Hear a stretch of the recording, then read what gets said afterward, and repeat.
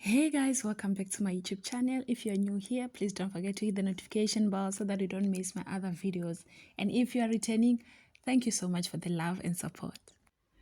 So, Mhlaka 1 May was the last day of Uthando Nesithembu lapho udlalile khona ama-episode ayi-2, which was episode 31 and 32. Hayi, ave kwaba nedrama kwaMseleku. Hayi, ithi ngixoxele indaba ningayibuzanga.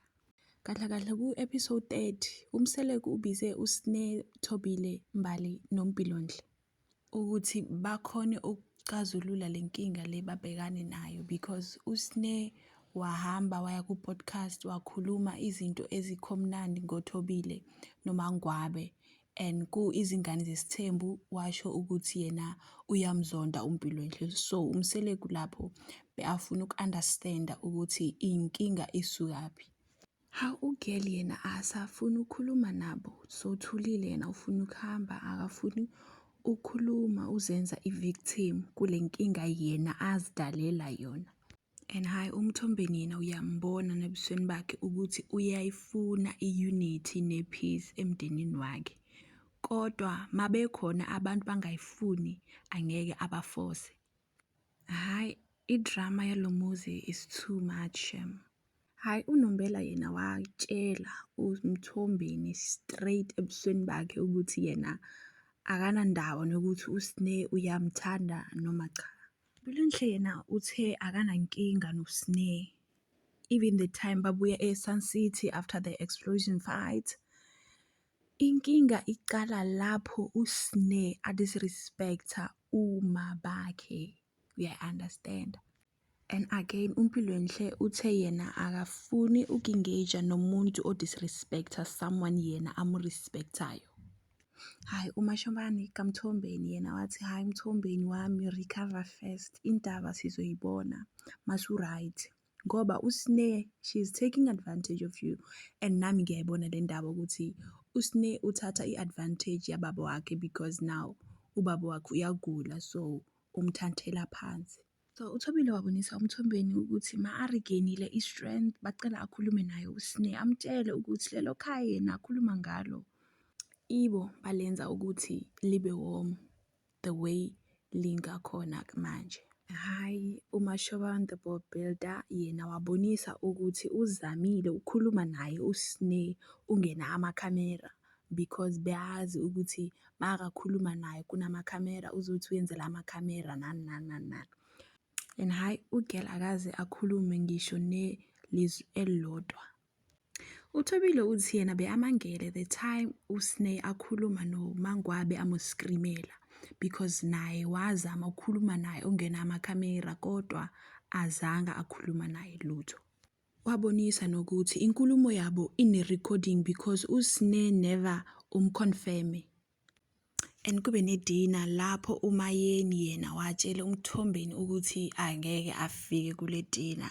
Izathu zakhe sokuthi angafiki kuyidina was that uMthombeni noThobile bange basho ukuthi yena delusional. That was the reason ukuthi uMayeni angayi-attend idina. And uMseleku yena maka-responda uMayeni wathi yena ukhathele ngama-excuses wakhe. Kuyi-diary uMangwabe uthe yena ujabulile ngoba this is the last dinner abanayo nabantu bakwaMseleku eMzombe. I-fight kaMayeni nomnyeni wakhe ngisho uMusa Mseleku yaqhubeka lapho uMseleku yena watshela uMayeni ukuthi he is sick and tired of uMayeni because Mayeni akamnikezi isikhathi sokuthi naye akhulume. So uMthombeni washo ku-diary wathi amakhosikazi akhe onke delusional. So uMthombeni waphuma kwaMayeni ahamba alanda amanye amakhosikazi labo bayoba ne-dinner khona because uthe yena he can't cancel the dinner because of Mayeni's problems. Wafika umfana kwi-dinner wabingelela amakhosikazi akhe wathi mele badle because le ndaba bazokhuluma ngayo they might not eat baluza i-appetite yabo. Futhi waphinda wabacocela indaba kaMayeni. And uMakhumalo yena was shocked because igama lakhe langena kwi-conversation. So wayibuza ukuthi hayi Mthombeni, manje mina ngingenaphi kwindaba yakho nomgakho. So uMthombeni wabuza amakhosikazi akhe ukuthi what is the thing I did to you this year engakuphathanga kahle. So hayi uMacele yena washo ukuthi yena akaphatheka kahle on that day yomcimbi because amakhosikazi akhe be-amtreat-a ngalenye ndlela ena be-angayi-appreciate.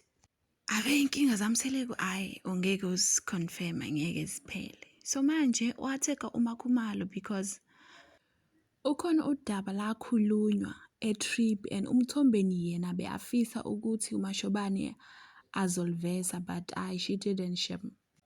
uMangwabe yena washo ukuthi kule season uMseleku didn't consider her feelings and Mthombeni kuyi-diary session yabo wathi uMangwabe is one of those wives who controls men. And uMacele yena wabuza ubabakhe ukuthi hayi babakhe wena ikhona into ofuna uyikhuluma yini. But uMthombeni wabonisa ukuthi hayi even if ikhona hayi it's just useless ukuthi ngiyikhulume because ngeke ushintshe lutho. Kuma-diaries uMthombeni wathi uMakhumalo failed to give them what they needed to protect the household. So every time uMthombeni anama-difference noMakhumalo hlezi akhuluma lelo daba alibuyisa now and then ukuthi yena wamprotecta uMakhumalo kodwa yena she didn't fulfill her promise hayibo. Makhumalo yena wathi umusa aka-appreciate umuntu omhloniphayo and vele uMseleku akamhloniphi umuntu ama-appreciate-ayo because kubo bonke amakhosikazi akhe uyena uThobile kade anaye but manje uyamdisrespecta akamhloniphi lutho nje. And you can tell ukuthi uThobile was fed up waphuma nje i-meeting ingakapheli. And uMangwabe yena usamile kulelo daba lokuthi hayi mina ngiyaphuma kwaMseleku. Will she leave vele? Hawu ku-last clip nangu Mseleku Junior hayibo. Hayi kuyacaca ukuthi hayi ingane seyifikile bayabonisa lapho ukuthi ingane noma wayo ba-right and was born on 19 January 2025 at 1950. Hi, that was all for now until we meet in my next video.